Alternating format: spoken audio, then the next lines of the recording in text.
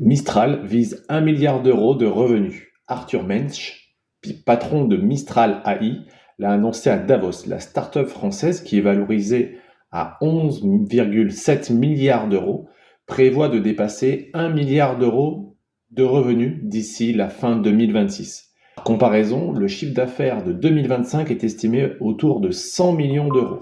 On parle d'un x10 en un an. L'entreprise prévoit aussi 1 milliard d'euros d'investissement cette année et regarde des opportunités d'acquisition.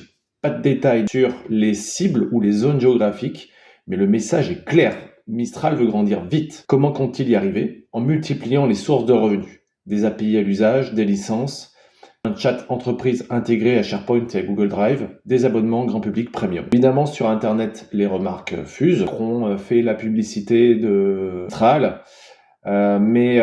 Certes, mais si on retourne l'argument, les contrats locaux, donc tout ce qui est administration, grand public, tout ce qui est commune, etc., financent la R&D, et cette R&D produit des modèles compétitifs au sein de l'entreprise. Et finalement, ce coup de pouce initial devient un levier pour attaquer l'international. S'il n'y a pas de recherche, il n'y a pas de cash. S'il n'y a pas de commande publique, il n'y a pas de recherche. Donc concrètement, les deux sont intimement liés. Et s'il n'y a pas de recherche, il y a zéro chance face à OpenAI qui est déjà très très fort. Donc les Américains font la même chose avec leur contrat de défense. Pourquoi l'Europe devrait s'en priver?